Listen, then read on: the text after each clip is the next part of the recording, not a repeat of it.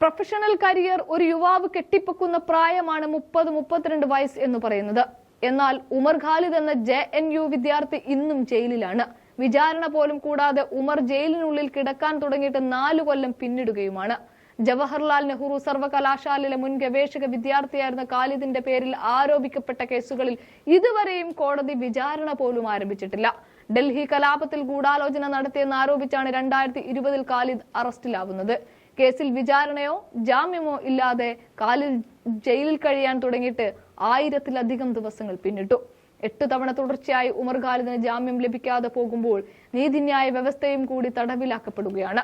2013 കാശ്മീർ സ്വദേശിയെ തൂക്കിലേറ്റിയ സംഭവത്തിൽ JNUവിൽ സംഘടിപ്പിച്ച പ്രതിഷേധത്തിന്റെ പേരിലാണ് ഖാലിദ് ആദ്യമായി അറസ്റ്റിലാവുന്നത്.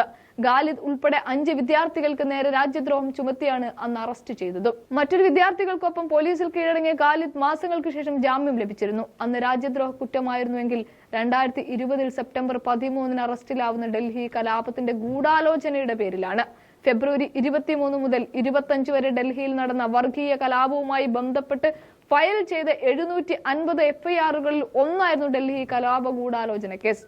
പൗരത്വ ഭേദഗതിക്കെതിരെ രാജ്യം മുഴുവൻ തെരുവിലിറങ്ങിയ കാലയളവിലാണ് വടക്കുകിഴക്കൻ ഡൽഹിയിൽ കലാപം നടന്നത്. അന്ന് കലാപത്തിൽ കൊല്ലപ്പെട്ട 53 പേരിൽ ഭൂരിഭാഗവും മുസ്ലിം സമുദായത്തിൽ നിന്നുള്ളവരുമായിരുന്നു. ഇതിനെ തുടർന്ന് ഫയൽ ചെയ്യപ്പെട്ട കേസുകളിൽ ഭൂരിഭാഗവും വരുന്ന പ്രതികളാവട്ടെ ഖാലിദിനെ പോലെ മുസ്ലിം സമുദായത്തിൽ നിന്നുള്ളവരാണ്. അതീവ സുരക്ഷ ജയിലിൽ കഴിയുന്ന ഖാലിദ് തന്റെ മേൽ ആരോപിക്കപ്പെട്ട ഈ കുറ്റങ്ങൾ എതിർക്കുന്നുമുണ്ട്. സമാധാനപരമായ ഒരു പ്രതിഷേധത്തിൽ പങ്കെടുക്കുക മാത്രമാണ് ചെയ്തതെന്നാണ് ഉമർ ഖാലിദ് പറയുന്നത്. എന്നാൽ ഖാലിദിന് നേരെ ചുമത്തിയിരിക്കുന്നത് ആയുധം കൈവശം വെക്കൽ വകുപ്പ്, UAPA, കലാപശ്രമം, കൊലപാതകം, വധശ്രമം, രാജ്യദ്രോഹം, വ്യത്യസ്ത സമുദായങ്ങൾക്കിടയിൽ ശത്രുത വളർത്തുക, തീവ്രവാദ പ്രവർത്തനങ്ങൾ, രാജ്യവിരുദ്ധ പ്രവർത്തനങ്ങൾക്കായി ഫണ്ട് ശേഖരിക്കൽ എന്നിങ്ങനെ നിരവധി വകുപ്പുകളാണ്.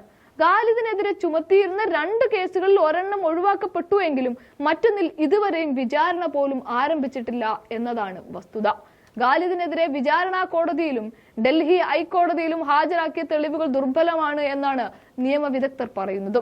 2022 ഒക്ടോബറിൽ മുൻ സുപ്രീം കോടതി ജഡ്ജി, 3 വിരമിച്ച ഹൈക്കോടതി ജഡ്ജിമാർ, മുൻ ഫെഡറൽ ആഭ്യന്തര സെക്രട്ടറി എന്നിവർ കലാപത്തെക്കുറിച്ചുള്ള ഒരു വലിയ റിപ്പോർട്ടിന്റെ ഭാഗമായി ഖാലിദിനെതിരെ UAPA കേസ് പരിശോധിച്ചിരുന്നു.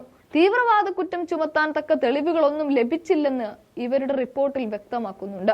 ഖാലിദിന് ജാമ്യം നിഷേധിക്കുന്നത് രാജ്യത്തെ സ്വതന്ത്രമായ അഭിപ്രായ പ്രകടനത്തിനും സമാധാനപരമായ ഒത്തുചേരലിനും കനത്ത പ്രഹരമാണ് നൽകുന്നതെന്ന് മനുഷ്യാവകാശ സംഘടനകളും ഒരേ സ്വരത്തിൽ പറയുന്നുണ്ട്.